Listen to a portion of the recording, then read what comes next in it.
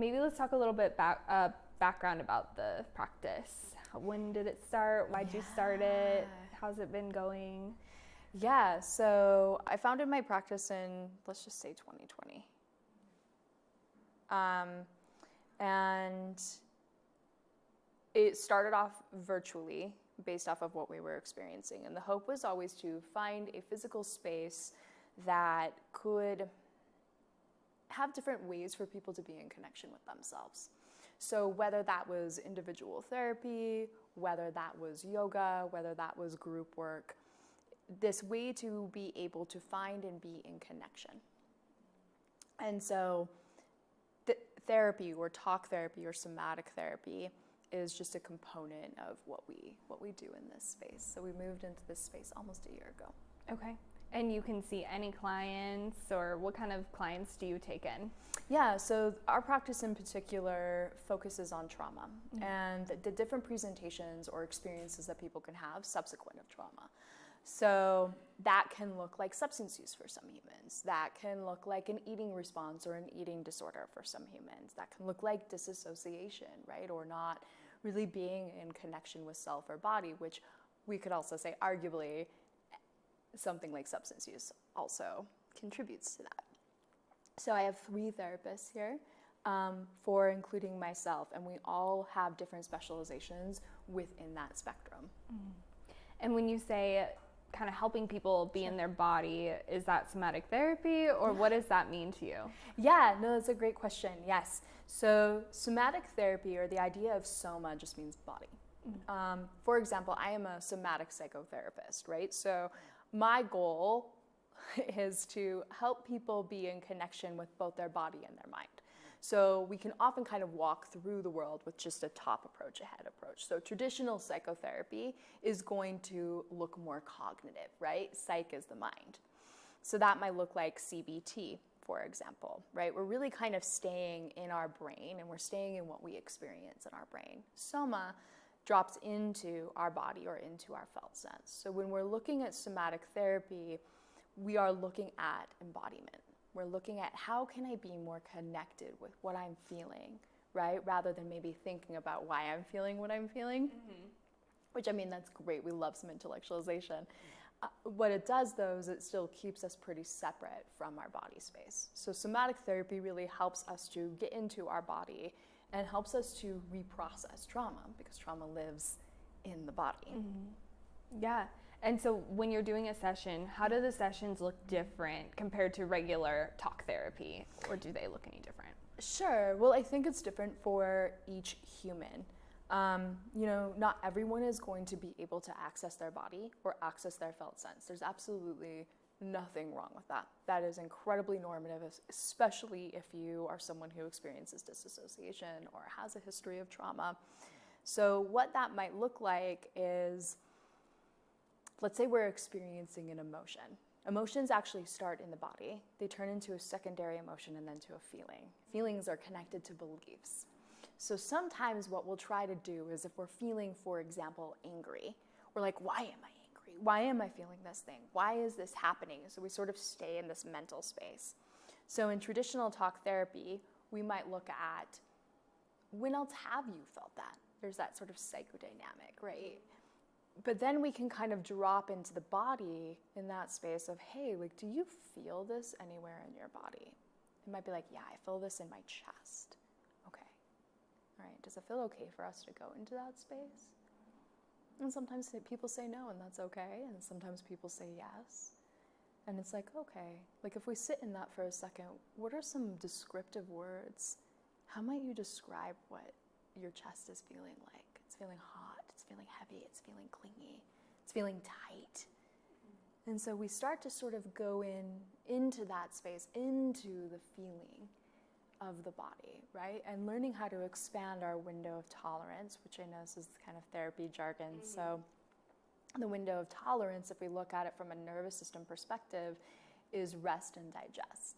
So this is when we're feeling like, I feel good. I can be in my prefrontal cortex. I'm not activated. I'm not triggered. So when we leave that window of tolerance, whether we're moving into fight, flight, which arguably we could say is anger, or freeze fawn, this sort of helps us to have awareness of what we're somatically feeling, that we might be outside of our window, which is very normal to get outside of our window. We don't need to fix every nervous system response, but it can help bring us back in if, say, we're triggered. Oh, I'm now associating this anger with a past trigger. Okay, how can I down-regulate my nervous system? How can I support myself? But that's really hard to do if we just stay here and we're not connected here at all. So you're not like putting words, like No. identifying the problem, like it's because of this, this, and this. It's more like, I'm feeling angry, I'm going to identify that and just kind of like breathe into it or just work with I'm gonna it. feel it. I'm going to learn how to be in feeling, which is going to widen your window of tolerance, which if we're not embodied, right, which of course, why would we be embodied if we've experienced trauma? We don't want to be in there. We don't want to feel that. It teaches us how to feel. In like the most simplistic sense, somatic therapy in a lot of ways is learning how to be with sensation and felt sense. So when you guys are in a session or just working with people, are you ever identifying those triggers or putting words to it, or is it just very like all feeling, if that makes sense? Sometimes it is, and this is where like I am more of a somatic psychotherapist, so I will go into the topic because that can be helpful for people to understand what was activating about that experience. Noting or naming something automatically helps people to feel at ease. It doesn't mean that it won't keep happening though, right? And so that's where somatic therapy helps to reprocess it. And somatic therapy, I mean, it's a huge continuum. It looks like EMDR, it looks like somatic experiencing, it looks like somatic parts work. So then I might go into, if you're an IFS therapist, is there a part that's coming up here? Is there something this feeling wants you to know? Which, yes, like there is some intellectualization here, but it's more of a combination. We're still in the body. We're not just coming up here. And everyone's different in how they approach somatic therapies, right? So yeah, and you kind of brought that up, EMDR. I don't know if tapping is considered therapy, but I've heard of it. Is that other exercises that are considered somatic? They're different modalities, right? So we have different modalities that we can use to tap into the body. So eye movement desensitization reprocessing, Yes. EMDR. I'm like, it's such a mouthful. Yes. That is one way, right? That's using bilateral stimulation. We will go into the activating experience. I am generalizing this incredibly. But then we'll move that. We'll desensitize the trigger. We'll desensitize the felt sense that's associated with the traumatic experience, right? Somatic experiencing, we might have a feeling or movement that the body wants to make that it didn't get to make. So we're going to reprocess that or titrate in and out of trauma or a traumatic experience. Yeah, something like tapping can be really helpful for humans. It's often accompanied with a belief or a thought that wants to be instilled. So yeah, they're all just different ways to try to be in touch with our body. So I've been hearing about somatic therapy a lot. Yeah. Just coming up here and there in conversations. Is this something that's newer, or is it something that's been around for a while? No, it isn't newer. I think with social media, the emergence of it, it seems that it's become quite popular. People have become really interested in it. It has been around for a while though. I believe, and I could be wrong on this, that EMDR has been around since I want to say late 80s. Francine Shapiro developed it. So, I mean, we've had these modalities for a while. Cognitive therapy, CBT, just became more popular because it was what was funded. It's sort of part of our medical system. It was quick, it was fast, it was 6 sessions, right? And so you've sort of seen this reemergence of body-based therapies. But I mean, this has been happening since the 70s and probably 60s. It just hasn't been as popular because traditional psychotherapy has been more popular. Why do you think it is? I mean, I haven't looked at the statistics, but like I said, I've just seen it more. Yeah. Why is it becoming more popular right now? Somatic therapy? Yeah. I think we also have a better understanding of trauma.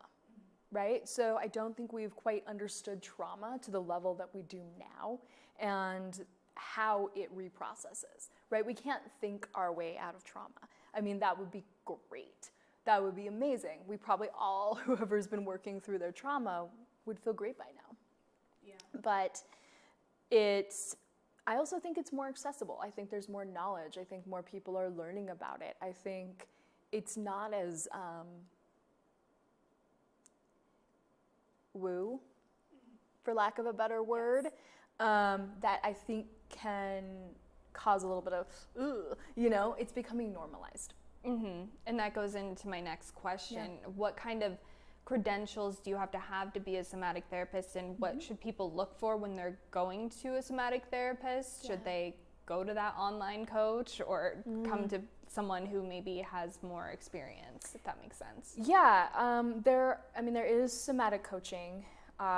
They are not held to licensure standards like therapists are. So we have continuing education that we have to continue to have. So like, for example, you have to have a master's degree in order to be a licensed therapist. We also then have thousands of hours of supervision before we get licensed. Then we have CEUs to continue to uphold our licensing, right? So when you are looking for a somatic therapist, while someone can do somatic coaching, there's a difference in working with a therapist who has that education, and you're also a lot more protected, right? You can report if something isn't okay or is going wrong.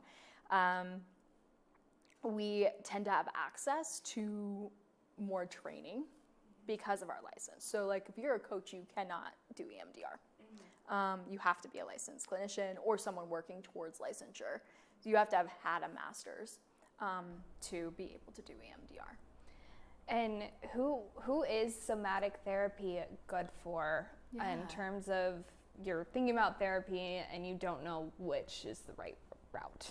Yeah, like whether traditional psychotherapy or talk therapy might be more beneficial, or whether somatic therapy. So somatic therapy, I think, can really help anyone. It's particularly helpful, even though it might feel pretty scary, for someone who might be experiencing disassociation or has a history of trauma, attachment trauma, which can look like, not limited to, but can look like abuse from caregivers. That can really put us into a space of protection over connection. That can also lead to disassociation. And at its heart, somatic therapy is about becoming embodied again. We really can't do much about something if we don't feel it. And how do you define embodied?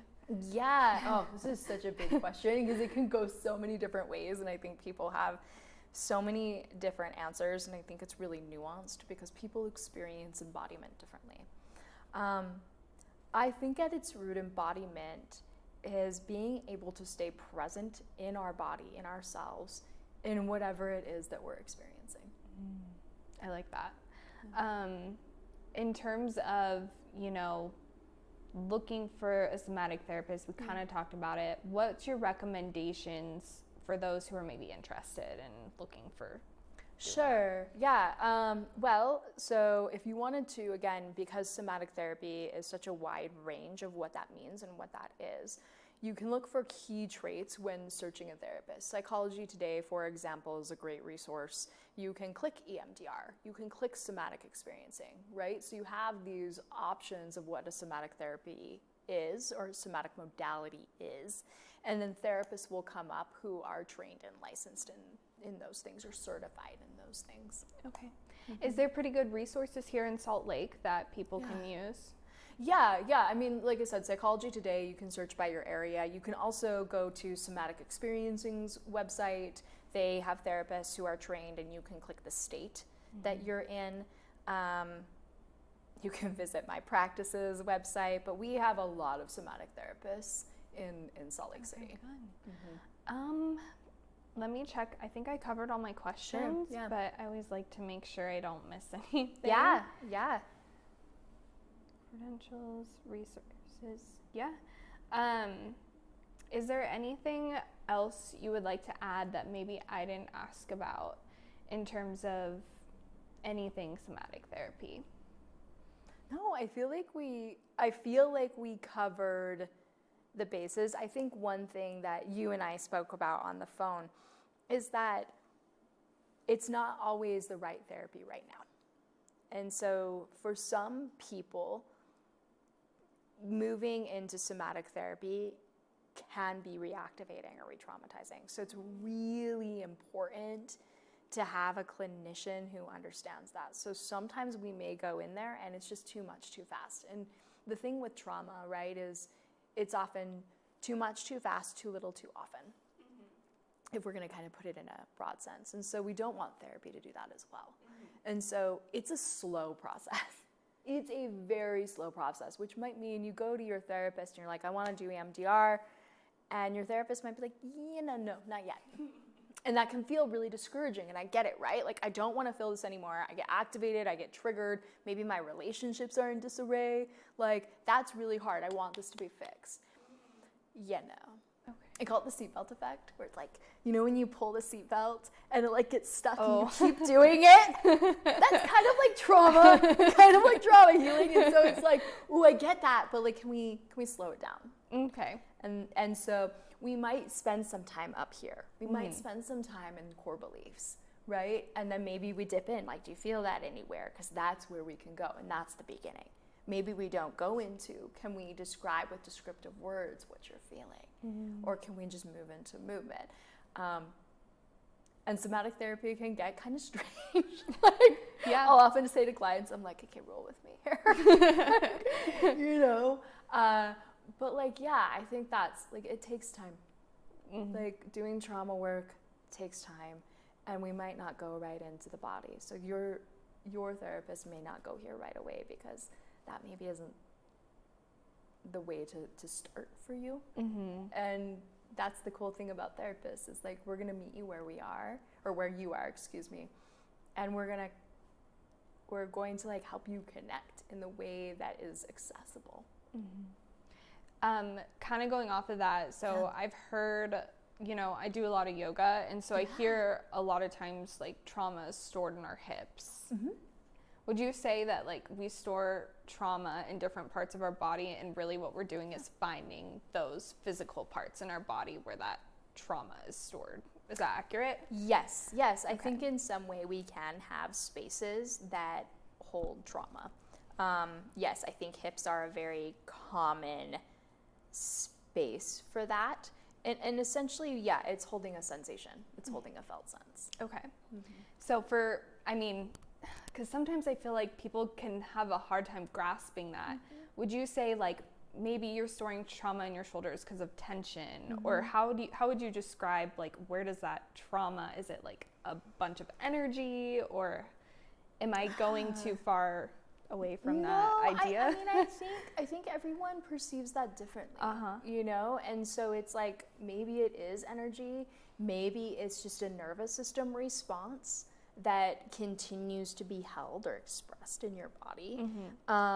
Maybe somatically, and again, like, this is a spectrum. Like, we can get into that, but like, maybe for me, I've experienced sexual abuse, and so that means that I have, and I'm not saying I experienced sexual abuse, but if I'm someone who has experienced sexual abuse, I might hold that trauma in my pelvis, and that might express itself in a bunch of different ways. Maybe that's pain, maybe that's something else, right? And so it's like, sometimes trauma, there can be a thought of like, your trauma is trying to express itself. It's trying to say, hey, I'm here. Like, look at me, help me move. And so that's kind of what I think it is. It might express itself in some part of your body, and what we're doing is we're seeing it. And I'm thinking of this from so many different somatic modalities right now that we could go into, but like, I'm seeing it, it's here. How do we let that like reprocess itself? How do we let that move through? Okay. Would you say like heartbreak is kind of that somatic? Like, if you feel like that term, like someone hurts you, it like physically hurts in your heart. Yeah, it does. Is that somatic kind of? Yeah, that's a somatic felt sense. So that's what I would say is a felt sense. So you're experiencing a felt sense, right? Maybe it's a really hard experience. And again, like we talked about, like, trauma by nature Yes. is kind of hard to I can go down the pin rabbit down. hole. And we can, like, I mean, of course, there are going to be people like, no, there's a definition, right? Yes. There's a definition to trauma. And yes, there is, if you looked it up. Reality is everyone's body is different. Everyone's nervous system is different. Two people can be in a car accident. One person doesn't develop post-traumatic stress, the other person does. We think there's something to do with the amygdala. Regardless, right, they're being impacted by it. So that's a felt sense. Maybe now they get in their car and they're like, I have tension, right? And noticing that. And so we would work with that felt sense of tension. Heartbreak is tension. My guess, though, is that heartbreak is associated or connected to so many other experiences and so much other pain. Yeah, that makes sense. So, I mean, to sum it all up, it just sounds like it's a very connected mind, body, and you're just embodying the whole experience rather than just talking through your mind, like putting words to your experiences and working through that. Yeah, and that is so powerful, right? Putting words to experience is so powerful, and having someone see and hear you in that is so powerful. And I don't want to minimize that, right? And your body has a story, and it has something it wants to say a lot of the time. And so somatic work is coming here and giving this some space, and then connecting this and this. Great.